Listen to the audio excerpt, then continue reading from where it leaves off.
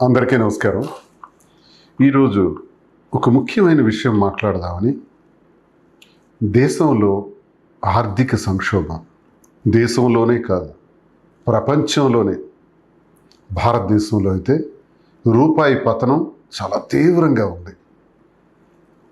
ఏంటి ఈ పతనం? ఏంటి ఈ సంక్షోభం? ఎటువైపుకు పరిస్థితులు దారితీస్తున్నాయి? ఇటీవల ప్రధానమంత్రి గారు హైదరాబాద్ వచ్చి కొన్ని సూచనలు తెలియజేశారు. నరేంద్ర మోదీ గారు వారి మాటల్లో ఏం చెప్పారంటే, ఇంధనం వాడకం తగ్గించండి, అలాగే బంగారం కొనుగోళ్లు ఒక ఏడాది కాలం పాటు వాయిదా వేయండి, వంట నూనెలు వాడకం కూడా తగ్గించండి, దేహానికి మంచిది, దేశానికి మంచిది అని చెప్పారు. ఏంటి మాటల్లో మర్మం? అసలు ఏం జరుగుతుంది అన్నది ఒకసారి సామాన్య middle class, below middle class, ఇంకా నిరుపేదలు, అబోవ్ మిడిల్ క్లాస్, దేశంలో ఎక్కువగా ఉన్న సంఖ్య వీళ్ళే.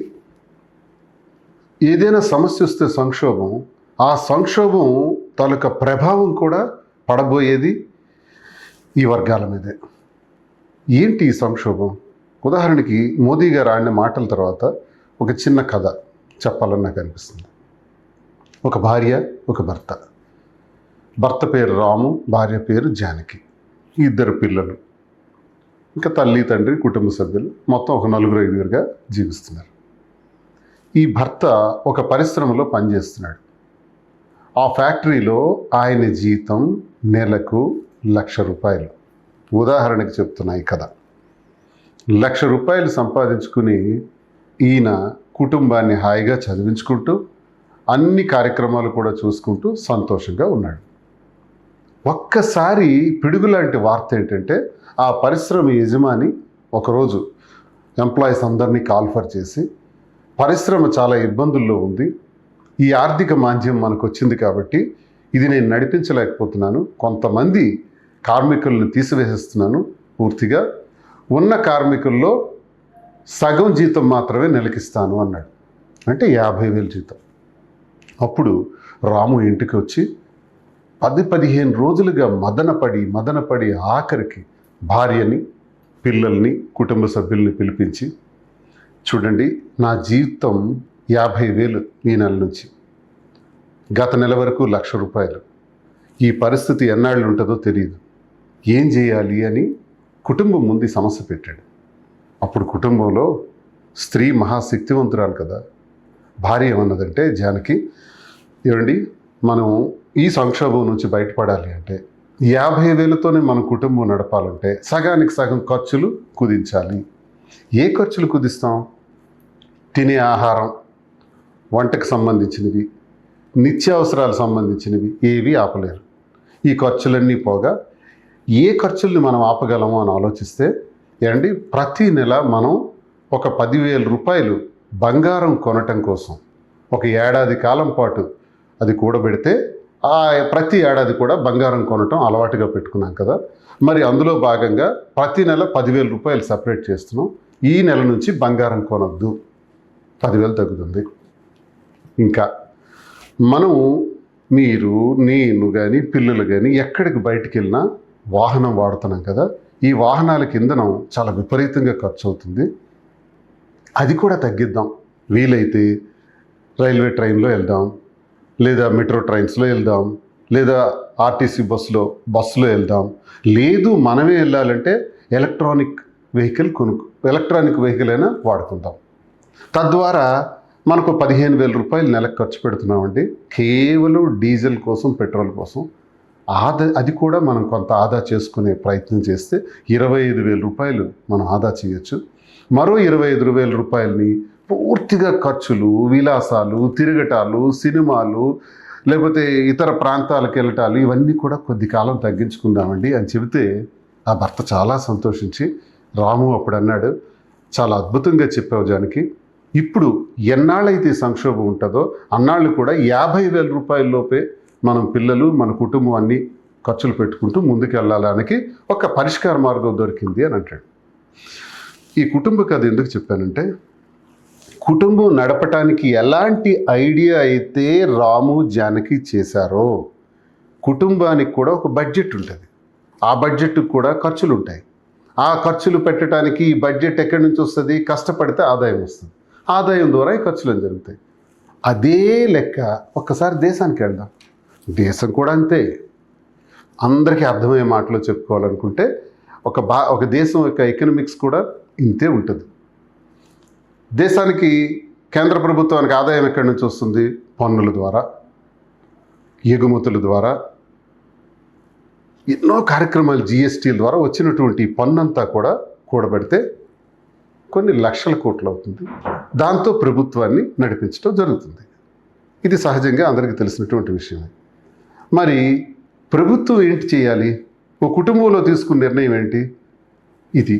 మరి ప్రభుత్వం ఎలాంటి నిర్ణయం తీసుకోవాలి? ప్రభుత్వానికి వచ్చేటప్పటికి ఆర్బీఐ రూల్స్ ప్రకారం కూడా మనకి రూపాయి వాల్యూ అంటే అర్థం ఏంటి? ఇటీవల కాలంలో చాలా టీవీల్లోనూ ఏ పేపర్ చూసినా ఉదయం నుంచి రాత్రి వరకు ఒక నెల రోజులుగా మనం చూస్తున్న మాట ఏంటంటే రూపాయి విలువ పడిపోయింది, రూపాయి విలువ పతనం అయిపోయింది. నిజమే, రూపాయి విలువ అతి దారుణంగా పడిపోయింది. డాలర్ విలువ పెరుగుతుంది. ఏంటి రూపాయికి డాలర్కి తేడా? అసలు దీనివల్ల ప్రజలకు వచ్చినటువంటి నష్టం ఏంటి? కొంచెం అర్థం చేసుకునే భాషలో మాట్లాడాలంటే, ప్రభుత్వం ఏం చేస్తుందంటే, దిగుమతులు ఎగుమతులు రెండు రకాలు. సాధారణంగా మన దేశంలో ఎగుమతులు చేసామనుకోండి, విదేశాల నుంచి మనకి డాలర్ రూపంలో మనకు ఆదాయం వస్తుంది. దిగుమతులు చేసామనుకోండి, మన రూపాయిని డాలర్ ప్రైస్లో కొనాలి. డాలర్ వాల్యూ ఎంత? 95 రూపాయలు పైచిలకి. అంటే డాలర్ ప్రైస్ ఎక్కువ ఉంది, మన రూపాయిని దానికి సమానంగా చేసి కొనాలి. ఏంటి కొనాలి మనం? అసలు దేశం కొనవలసినటువంటి అవసరాలు ఏంటి? అక్కడే అసలు సమస్య ఉంది. మన దేశంలో సుమారు 85% నుంచి 90% వరకు ముడి చమురు, డీజిల్, పెట్రోల్, క్రూడ్ ఆయిల్ ఇవన్నీ కూడా మనం గల్ఫ్ దేశాల నుంచి కొనుక్కొని వస్తున్నాం. దీన్ని కొనాలా వద్దా? ఖచ్చితంగా కొనాల్సిందే. కొనకపోతే రవాణా జరగదు కదా. ఖచ్చితంగా ఇది కొని తీరాల్సిందే. కొంటున్నాం. ఇంకా ఏంటి దిగుమతులు చేసుకుంటున్నాం? బంగారాన్ని కూడా దిగుమతి చేసుకుంటున్నాం. బంగారం ఎంత స్థాయిలో దిగుమతి చేసుకుంటున్నాం అంటే బంగారానికి ఇప్పుడు ఆ చమురు, ఈ క్రూడ్ ఆయిల్ని, డీజిల్ని, పెట్రోల్ని దేనిలో కొంటున్నాం? డాలర్ రూపంలో కొంటున్నాం. లాభం ఎవరికి? అమ్మేవాళ్ళకి. నష్టం ఎవరికి? కొనేవాళ్ళకి, అంటే మనకి. అయినా తప్పదు కదా. చైనా లాంటి దేశమే 90% డీజిల్, పెట్రోల్, చమురు కొనుక్కొని ఆ దేశంలో నడుస్తున్నారు. మరి మనకు కూడా తప్పదు. రెండో స్థాయిలో, మూడో స్థాయిలో భారతదేశం ఉంది చమురు వాడకాల్లో. మన దేశంలో వచ్చింది 10 నుంచి 15% మాత్రమే క్రూడ్ ఆయిల్స్ ఇవన్నీ. సో ఈ పరిస్థితుల్లో ఇది అత్యవసరం కాబట్టి కొనాలి. అంతేకాదు, విదేశాల నుంచి మనం ఇంకా కొనవలసింది యూరియా, రసాయనిక ఎరువుల కోసం. ఇవన్నీ కూడా మళ్ళీ మనం తీసుకురావాలి.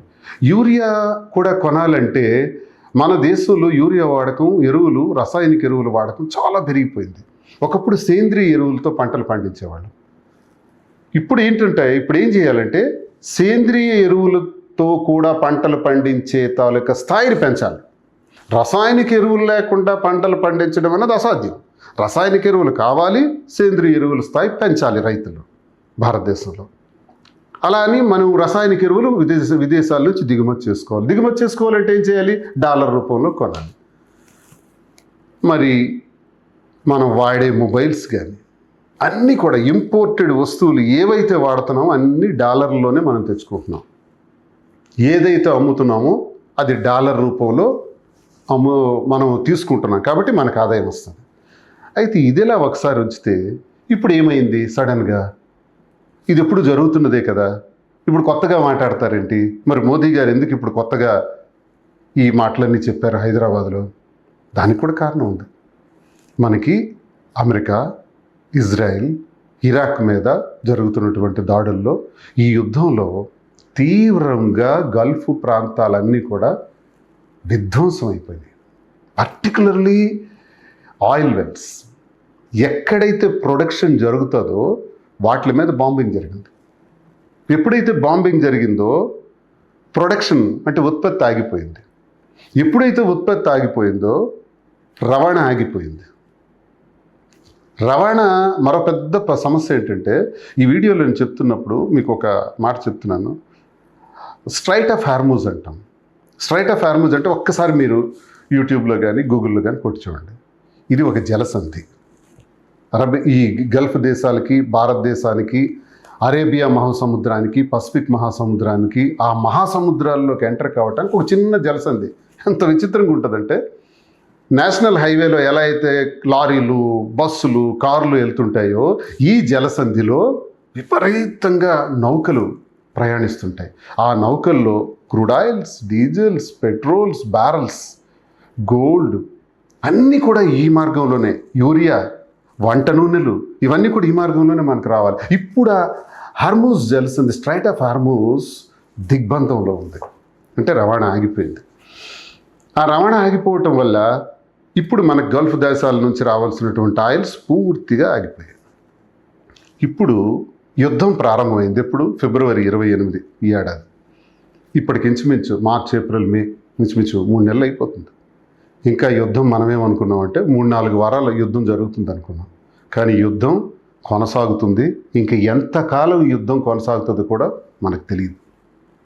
ఈ యుద్ధం కొనసాగటం అన్నది మనకు చాలా ప్రమాదాన్ని తెచ్చిపెట్టింది. ఈ ప్రమాదంలో భాగమే ఇప్పుడు మనకి ఆయిల్స్ మీద పడ్డది.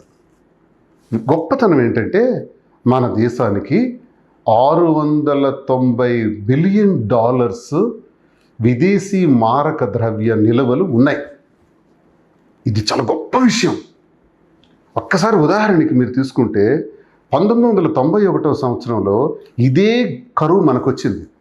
అప్పుడు పెద్దలకు తెలుస్తుంది. ఈ కరువు వచ్చినప్పుడు ఈ విదేశీ మారక నిల్వలు మన దగ్గర 15 రోజులకు సంబంధించిన నిల్వలు మాత్రమే ఉన్నాయి. జస్ట్ 15 డేస్ అంటే ఒక $25-30 బిలియన్. ఈరోజు పాకిస్తాన్ పరిస్థితి. పాకిస్తాన్లో ఒక $40 బిలియన్ మాత్రమే ఉంది. అంటే 15-20 రోజుల్లో ఆ విదేశీ మారక ద్రవ్యం అన్నది తరిగిపోతుంది, అతలాకుతలం అయిపోద్ది రేపు పాకిస్తాన్.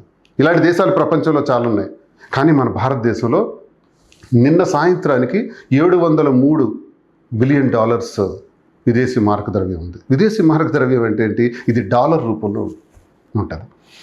మనం ఇప్పుడు కొనబోయే ఆయిల్స్ కానీ, బంగారం కానీ, రసాయనిక ఎరువులు కానీ, లేదు వంట నూనెలు కానీ, ఇవన్నీ ఏ ధనంతో కొంటా? ఈ విదేశీ మారక ద్రవ్యం నుంచే తీసి మనం కొనాలి.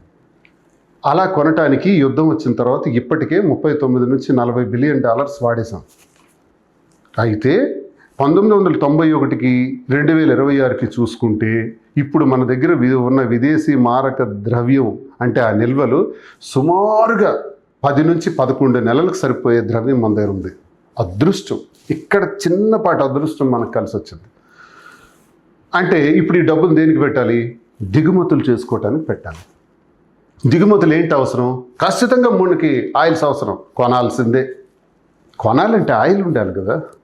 ప్రొడక్షన్ ఆగిపోయింది కదా, సరఫరా రవాణా ఆగిపోయింది కదా. హార్మూజ్ జలసంధిలో ఫిబ్రవరి 28కు ముందు ఒక బ్యారెల్ ధర $70 ఉండేది. ఈరోజు $110 అయింది. అంటే సుమారు అమాంతంగా $40 పెరిగిపోయింది. రష్యా నుంచి మనకి అదృష్టం కొద్ది వస్తుంది కాబట్టి కొంతలో కొంత అడ్జస్ట్మెంట్ అవుతుంది. ఇక ఆయిల్ నిల్వలకు వస్తే మన రిఫైనరీస్లో కానీ స్టాక్లో కానీ ఇంచుమించు ఒక 60 రోజులకు సరిపోయే ఆయిల్ ఉంది. మరో 20 రోజులు అడ్జస్ట్మెంట్స్ రిఫైనరీస్లో ఉంది. మరో 20 రోజులకి ట్రావెల్స్లో అంటే షిప్పుల ద్వారా రష్యా నుంచి వచ్చే దానిలో ఉంది. అంటే ఒక మహా అయితే ఒక 100 డేస్ వరకు మేనేజ్ చేయగలం. తర్వాత తీవ్రమైన పరిస్థితులు వస్తున్నాయి. ఈ ఆయిల్ నిల్వలు కానీ పోతే మన పరిస్థితి ఏంటి? అందుకే మోదీ గారు చెప్పింది ఏంటంటే, దయచేసి ప్రజలారా చమురు వాడకాన్ని, పెట్రోల్ కానీ డీజిల్ వాడకాన్ని బాగా తగ్గించండి. ఎలక్ట్రానిక్ వెహికల్స్ని యూజ్ చేయండి. ట్రైన్స్ అన్నీ కూడా ఇప్పుడు ఎలక్ట్రానిక్. ఒకప్పుడు భారతదేశంలో బొగ్గుతో ట్రైన్ నడిచేది, ఆ తర్వాత డీజిల్తో నడిచేది, ఇప్పుడు ఎలక్ట్రిక్తో నడుస్తుంది. అంటే 95-96% డీజిల్ వాడకం రైల్వేస్కి లేదు. Total electronic. అలాగే ఆర్టీసీ వాళ్ళు కూడా చాలా బస్సులు ఎలక్ట్రానిక్ బస్సెస్ పెట్టేసినారు. చాలామంది ఇప్పుడు ప్రజలు కూడా ఈవీ కార్స్ వాడుకుంటున్నారు, ఈవీ స్కూటర్స్ వాడుతున్నారు. అంటే ఎలక్ట్రానిక్ వచ్చిన తర్వాత ఏమవుతుందంటే రాను రాను రాను రాను ఈ వాడకం పెరిగితే మనకి ఆయిల్స్ తాలూకా అవసరం తగ్గుతుంది. ఇది సడన్గా జరగదు, ఈ రోజు మోదీ గారు చెప్పినంత మాత్రం జరగదు. It takes time. కానీ ఈ సంక్షోభం ఇప్పుడు ఎదురైంది కాబట్టి కొంత వాడకం తగ్గించండి, మినిమైజ్ చేయండి అని మోదీ గారు చెప్పారు. అలాగే మనకి విదేశీ మారక ద్రవ్యం ద్వారా దిగుమతులు చేసుకోవాల్సినటువంటి అత్యవసరమైనవి ఆయిల్స్, ఎరువులు, మరి అలాగే వంట నూనెలు, వీటిని కూడా కొనాలి కదా. కొనాలి అంటే ఈ డబ్బులే మన దగ్గర 11 నెలలకు సరిపోయినటువంటి ఆదాయం ఉంది కదా. ఇంకొక వైపు ఆదాయాన్ని జనరేట్ చేయాలి, ఎగుమతులు పెంచాలి. పెంచితే డాలర్ రూపంలో మనకు వస్తుంది. ఈలోగా రూపీ వాల్యూ పతనమైపోయింది, చాలా తీవ్ర స్థాయికి పతనమైపోయింది. ఈ పరిస్థితుల్లో కొనడం అంటే చాలా కష్టంగా ఉంది. కాబట్టి ఈ వాడకాలను తగ్గించండి.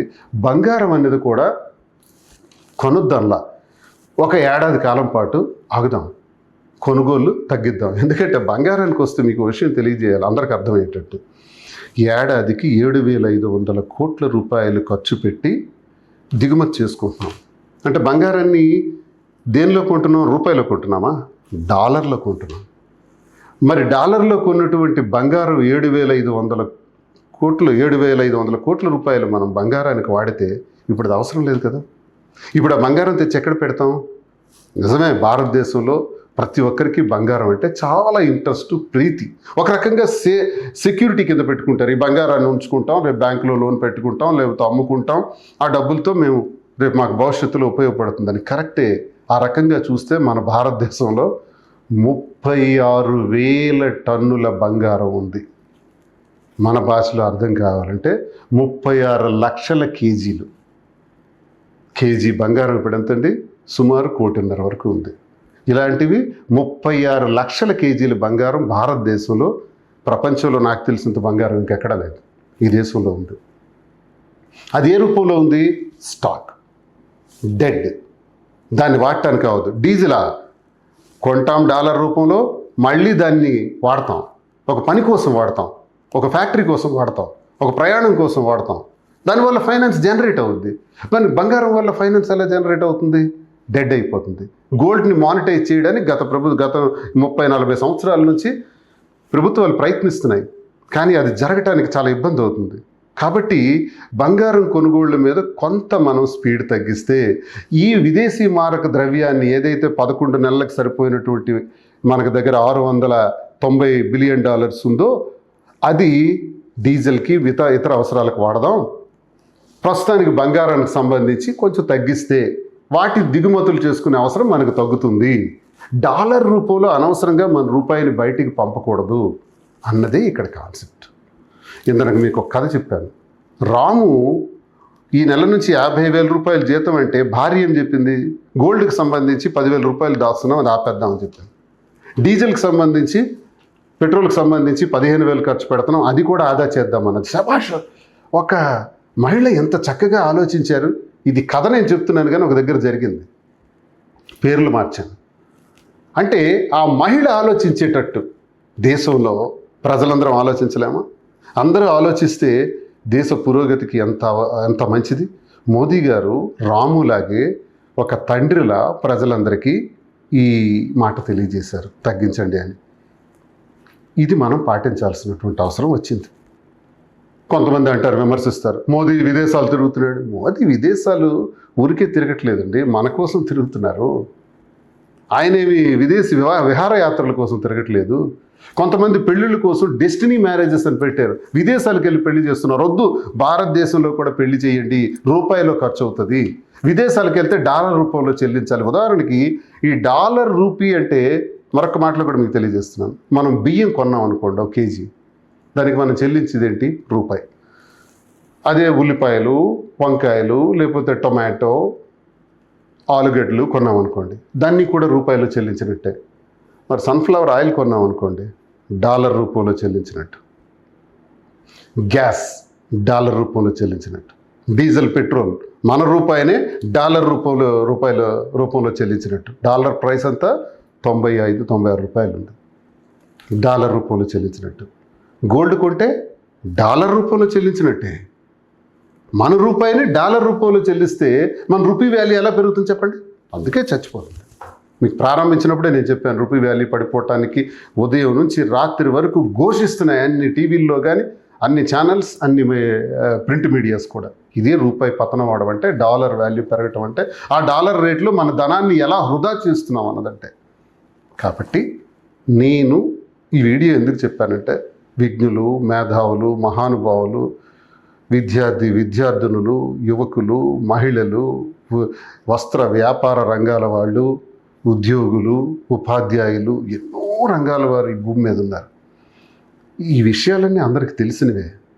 నేనెందుకు తెలియజేస్తున్నానంటే, మనం ఒకసారి చర్చించుకుంటే, సామాన్య మానవులు మనందరం కలిసి ఒకసారి మాట్లాడుకుంటే, ఈ వీడియో ద్వారా కొంతైనా ప్రభావం చూపించకపోతుందా, కొంతైనా ఆలోచించకపోతారా అని ఒక చిన్న ఆశతో నేను మనందరికి అర్థమయ్యే భాషలో తెలియజేశాను.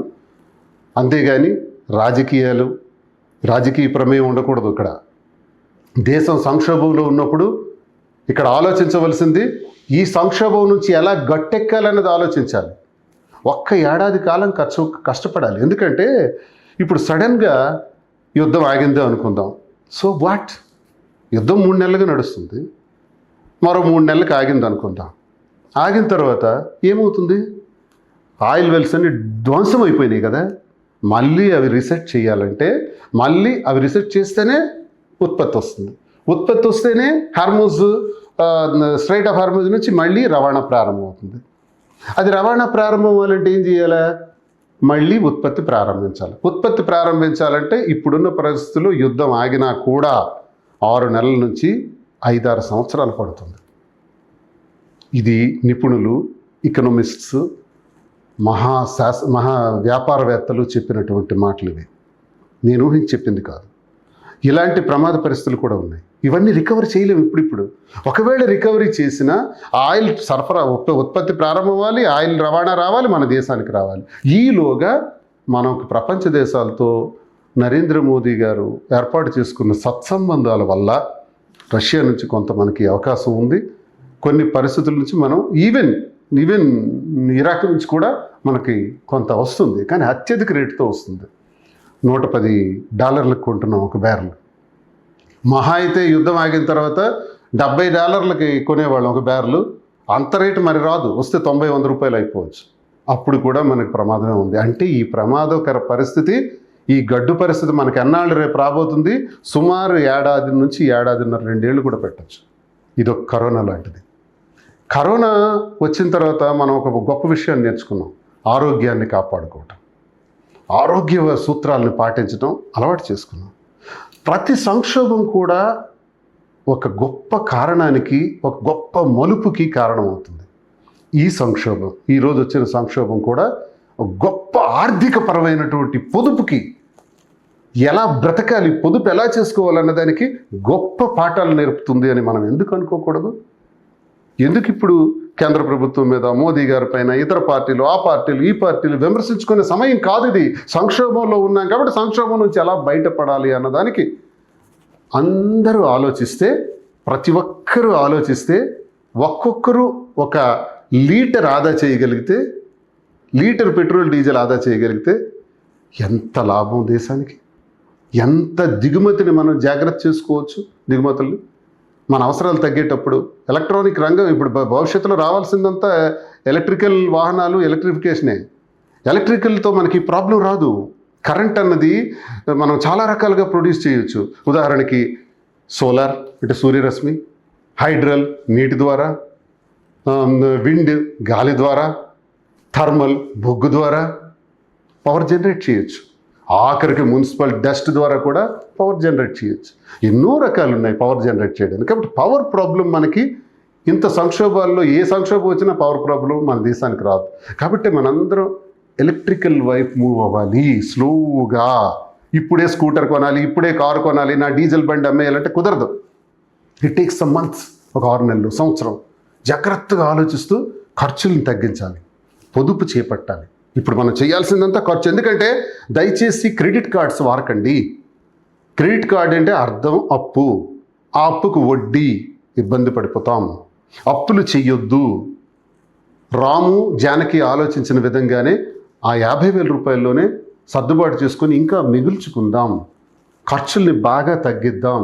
తగ్గిస్తే మన మోదీ గారికి మనం చాలా హెల్ప్ చేసిన వాళ్ళు అవుతాం. ఆయన చాలా సమర్థులు.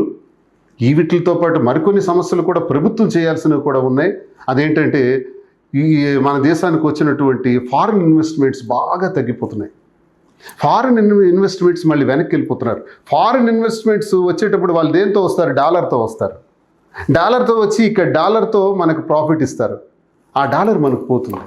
విదేశాల్లో ఉద్యోగాలు చేసినటువంటి ఎన్ఆర్ఐలు ఈనాళ్ళు విపరీతంగా ఉండేది. ఇప్పుడు ఎన్ఆర్ఐలు కూడా తగ్గిపోతున్నారు. ఎందుకంటే వాళ్ళు డాలర్ రూపంలో డబ్బులు పంపిస్తారు. అప్పుడు మన రూపాయి వాల్యూ పెరుగుతుంది. డాలర్ వాల్యూని మనం తగ్గించవచ్చు. డాలర్ని మనం పికప్ చేయాలి. ఈ దేశంలో ఎంత డాలర్ స్ట్రెంగ్త్ని పెంచితే అంత రూపీ వాల్యూ పెరుగుతుంది. ఇది ఎకనామిక్స్. సో ద్రవ్యోల్బణం, ఇన్ఫ్లేషన్ వచ్చే పరిస్థితులు కూడా దేశంలో చాలా తీవ్రంగా ఉన్నాయి. చాలా ప్రమాదకర పరిస్థితులు ఉన్నాయి.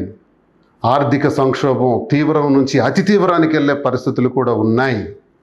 దీన్ని కామెంట్స్ చేసుకోవటం, బ్యాడ్ కామెంట్స్ పెట్టుకోవటం, ప్రభుత్వాల్ని పార్టీల్ని విమర్శించుకోవటం, నాయకుల్ని విమర్శించుకోవటం ఇది సమయం కాదు. సంక్షోభ సమయంలో ఇదొక యుద్ధం. యుద్ధం అంటే ఆయుధాలతో కాదు, ఆర్థిక యుద్ధం. ఆర్థికపరమైన ధనంతో చేస్తున్నటువంటి, ధనం కోసం చేస్తున్నటువంటి యుద్ధం. ఈ యుద్ధాన్ని కూడా మనం విజయం సాధించాలి. కార్యోన్ముఖులం కావాలి. ప్రతి ఒక్కరు కూడా సిద్ధపడాలి. మీ అందరిలో ఒకడిగా నాకు తోచిన ఈ విషయాల్ని మీకు తెలియజేశాను. తప్పులుంటే మన్నించండి. ఇలా చెబుతున్నానని ఇంకో రకంగా అన్యదా భావించొద్దని ప్రతి ఒక్కరికి, నా అక్కలు, చెల్లెమ్మలు, అన్నదమ్ములు, తల్లిదండ్రులు అందరికీ కూడా పేరు పేరున నేను విన్నవిస్తూ నేను నా ఖర్చును తగ్గిస్తున్నా. నా దగ్గర 3 కార్లు ఉన్నాయి. 2 కార్లు వాడను. ఒక కారుకు వచ్చాను. వీలైతే ఇంకా తగ్గించి వెళ్ళటానికి చూస్తున్నాను. దేశంలో 1200 విమానాలు ఇప్పటికే ప్రపంచ స్థాయిలో ఆగిపోయినాయి. ఇంధనం లేక, ఇంధన ఇబ్బందులు రావటం వల్ల. ఇంకా ఇలాంటి ప్రమాదాలన్నీ వస్తున్నాయి. వచ్చి పిడుగొచ్చి పేదవాడి మీద పడుతుంది, మధ్యతరగతి కుటుంబీకుల మీద పడుతుంది. ఒక స్థితి వస్తే ఉన్నవాడు కూడా రోడ్డు మీద పడే పరిస్థితి వస్తుంది. ఇలాంటి ప్రమాదకర పరిస్థితులను ఎదుర్కోవాలి అంటే పొదుపు పాటించాలి. ఒక్కటే మార్గం. ఈ మార్గం ద్వారా మన మార్గాల్ని సుగమం చేసుకుందాం. మళ్ళీ భారత్ని ఉన్నత స్థానంలో నిలబెట్టే విధంగా ప్రతి భారతీయుడు కృషి చేద్దాం. ప్రతి భారతీయ మహిళ కూడా కృషి చేద్దాం. జై హింద్. మీదువాడ శ్రీనివాస్. నమస్కారం.